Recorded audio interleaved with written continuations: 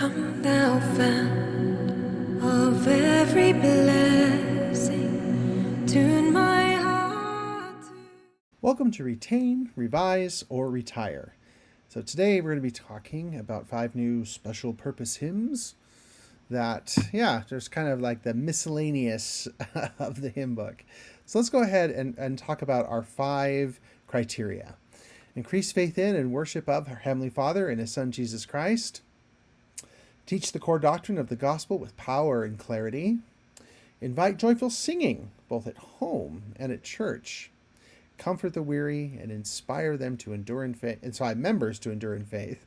And 5, unify members throughout the church. All right, so let's take a look at our first hymn. All right, it is not one that I know very well. 231, Father, Cheer Our Souls Tonight. All right, looks like text by Ellis Reynolds Ship.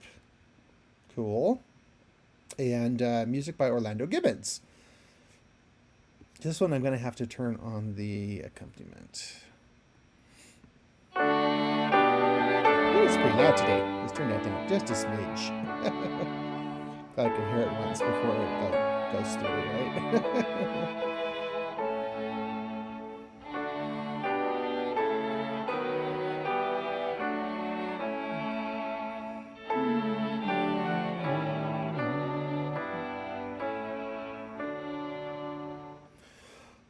Father, cheer our souls tonight. Lift our burdens, make them light. Let thy all-pervading love shine upon us from above. Okay. I mean, that's not bad. Let's look at the other lines. Calm the surges of the soul. Oh dear, surges. Bid the dark waves backward roll. Let us all thy mercies feel through the power thou dost reveal. Okay. Not bad. Surges of the soul, that's a new one. Bless our loved ones far away. Grant them health and peace, we pray. In their hearts that holy light beam to guide their steps aright. Let implicit faith and trust help us know thy ways are just. May thine ever tender love lead our hearts to thee above. 2 love above rhymes in one hymn? There should be a quota. Right? That's okay. It's all right. I'll forget it.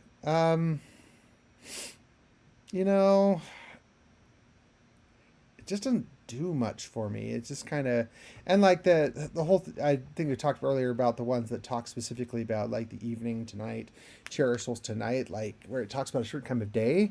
And these days, most of our church meetings are not at night. So that's a little weird. That's probably why it hasn't gotten a lot of traction lately. I'm just not feeling this one. I'm going to say retire on that one. All right, let's take a look at Let Us Oft Speak Kind Words. This is hymn 232. It is written by Joseph Townsend. Music by Ebenezer Beasley. Both names we've seen before here in the hymn book. So one is a little bit longer. It's a duet form. It's got a pretty long verse and a pretty long refrain, but there are only 2 verses, so that kind of cuts down a little bit. But this is one I remember growing up. Whenever there was a lack of harmony in the home, my mom would break out this particular song. Let us all speak kind words to each other. And I'm like, Mom, no, don't sing that. I mean, my mom had a good singing voice. We just didn't want her to sing this song. Anyway, here we go. Let us oft speak kind words to each other, at home or where we may be, like the warblings of birds on the heather. The tones will be welcome and free. Then it keeps going. Let's see. The gladden the heart that's repining. All right. Fess up. Do you know what the word repining means? Off the top, I mean, remember we talked about it the other day. Do you still remember repining me? They had another hymn. Yeah, to fret, to feel or express discontent, to fret.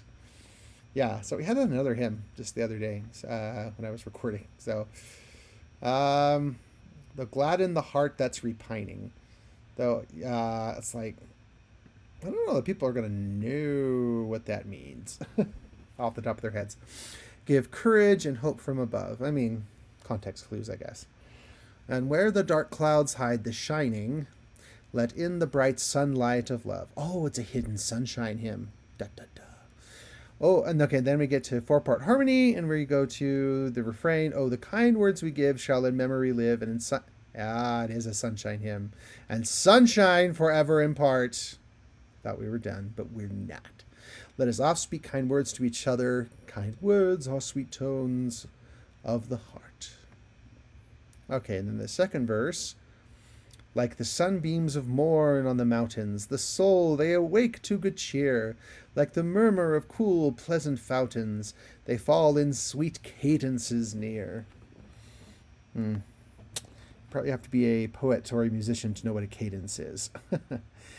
Let's oft then in kindly toned voices our mutual friendship renew, till heart meets with heart and rejoices in friendship that ever is true. And then the refrain again. Well, this one has some definite kind of archaic word alert, archaic phrasing. We don't talk about the warblings of birds or a lot of other things. The heart that's repining and sweet cadences. It's it's a lovely poem, but it does. I don't know that it'll be very approachable to today's audiences. It's also the music also is kind of a little, old fashioned as well. And once again, we're not getting a lot of number 1 and 2 like the strengthening faith in God or Jesus Christ, or teaching core doctrine. It's just kind of like let's speak to each other kindly. I mean, that's a good thing, but it's one of those good, better, best observations. So this one, I'm just going to say we're going to retire that one. But still, speak kind words to each other, and you can still break it out if your kids are fighting. All right, so now we're on to 233. Interesting title here.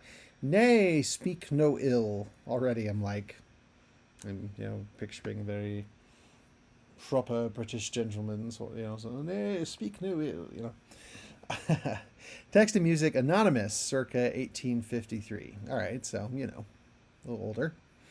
And it's interesting. It starts out, I guess you could sing it as a duet, just 2 parts, and then the very, very simple bass part, and then changes time signature, and it goes into 4 parts for a little while, and it goes back into 4/4 at the end. Oh my goodness. This one's a little bit complicated for a hymn, that is. All right. Let's turn on the accompaniment.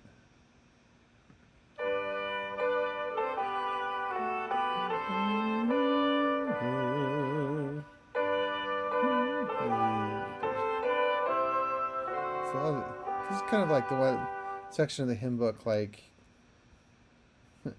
be nice to each other, to speak kindly. I love several about kindness, which is, a good thing.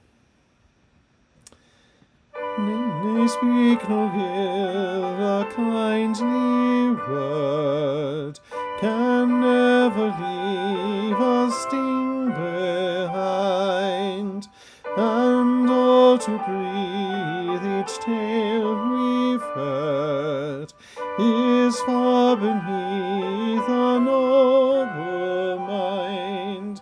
'Tis all a seed is sown, by choosing thus the kinder plan, or if a little good is known, still let us speak the best we can. See, I got tripped up by that time signature change. It goes 4/4 to 3/4, and then back to 4/4 for the last two measures. Interesting. You don't see that in a lot of hymns. All right, let's look at the other verses. Interesting song. Give me the heart that fain would hide. Sorry. That fain would hide. Give me the heart that fain would hide, would fain another's faults efface. How can it please the human pride to prove humanity but base? No, let us reach a higher mood, a nobler estimate of man, be earnest in the search for good, and speak of all the best we can. Yeah, that's pretty highbrow language. Then speak no ill, but lenient be to others' failings as your own. If you're the first a fault to see, be not the first to make it known. That's good. For life is but a passing day, no lip may tell how brief its span. Then oh, the little time we stay, let's speak of all the best we can. You know, I mean, it's a good message. It's definitely showing its age. You know, it's 170-ish years old, right? You know, somewhere around there. Yeah, so I think the really, really old-fashioned language sounds good if you've got reciting a poem or something, but as being approachable for people in the church, at least in English-speaking countries, I mean, the translations might be better because they probably translated more, modern French, modern German, or Spanish, or whatever. But coupled with the really weird, switching time signatures, switching or the harmony. I don't know. I just don't think this is one that meets those criteria. Like it once again, we're talking. It's like, yay, be nice to each other. Don't speak poorly of each other. But we're not really getting into the gospel meat. There's not a lot of criteria 1 and 2 in here. So, see ya. Retired. All right, moving on to the next one. Jesus, mighty King in Zion. All right, well, this doesn't sound like a speak nice to each other hymn. I feel bad about being so hard on those ones, but, I think we might have some ones that cover that topic a little better in the new hymn book. All right, this is text by John Fellows, music by Tracy Y. Cannon. A bit of an old text, 1783. I don't know if I know this one, so I'm going to go ahead and turn on the accompaniment. Turn down my computer.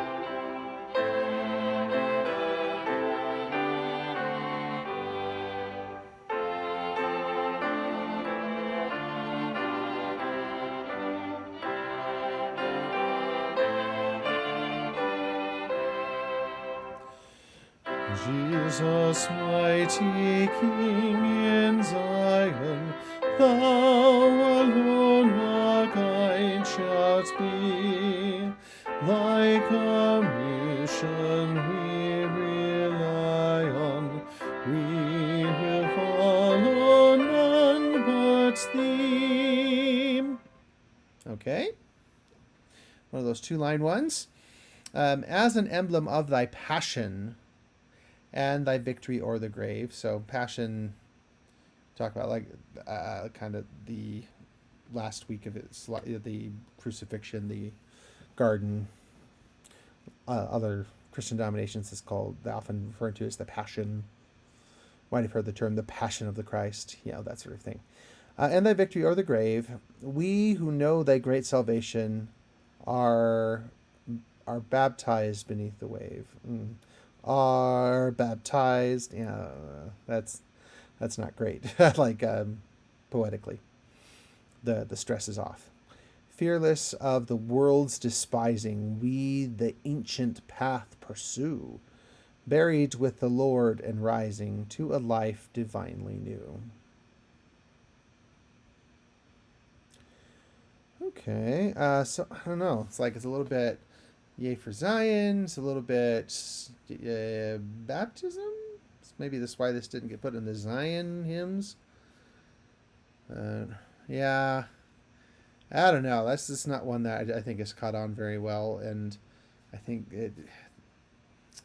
it's fulfilled better through other hymns. I like the niche of this hymn. I'm going to say retire this one. Doesn't have all that much going for it. All right, and finally for this set, we have 235. Should you feel inclined to censure? So do you, another vocabulary one, do you know what the words censure means? Spell it for me, please? Okay. It is Censure. Censure. It's actually, I think once, I remember it being used in the Book of Mormon, express severe disapproval of someone or something, especially in a formal statement, or as the expression of formal disapproval. I think like when, it's like with the letters with Pahora, and like, behold, you have censured me, but it mattereth not. Yeah, so like expressed severe disapproval. Text anonymous, music Philip Paul Bliss. See, you're going to recognize the tune. Even if you don't know the words to this one, this is a tune that we haven't talked about yet, but that is popular later in the hymn book, actually. Let me go ahead and play it for you, see if you can tell which one this belongs to as well.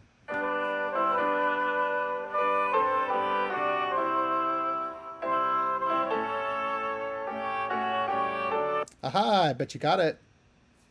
If you know the hymn book, that is also Brightly Beams, Our Father's Mercy. But this one is, should you feel inclined to censure faults you may in others view, ask your own heart ere you venture, if you have not failings to. Yeah. Let not friendly vows be broken, rather strive a friend to gain. Many words in anger spoken find their passage home again. True. Do not then in idle pleasure trifle with a brother's name. Guard it as a valued treasure, sacred as your own good name. Oh, brother's fame. Fame rhymes with name. Okay, there we go. Your own good name. Do not form opinions blindly. Hastiness to trouble tends. Those of whom we thought unkindly oft become our warmest friends. Okay. I don't know. This is kind of in that same boat with some of the other ones. It's like when you speak kindly and not spread rumors, you know. Yeah, no, like I said, lied on 1 and 2. And another thing that does have going for it is that there's already a hymn in the hymn book with this tune that is a lot more popular. I mean, Brother Beams or Father's Mercy is a genuinely popular hymn, at least where I am, all the places I've lived. Let me know in the comments. Is that not a popular hymn? Is this one popular where you are? Be good to know.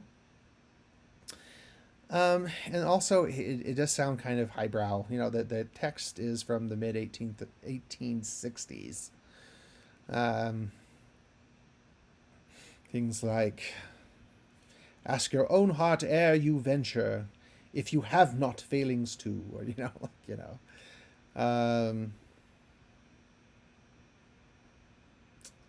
don't know, it's not quite as bad as some of the other. But do not then in idle pleasure trifle with a brother's fame.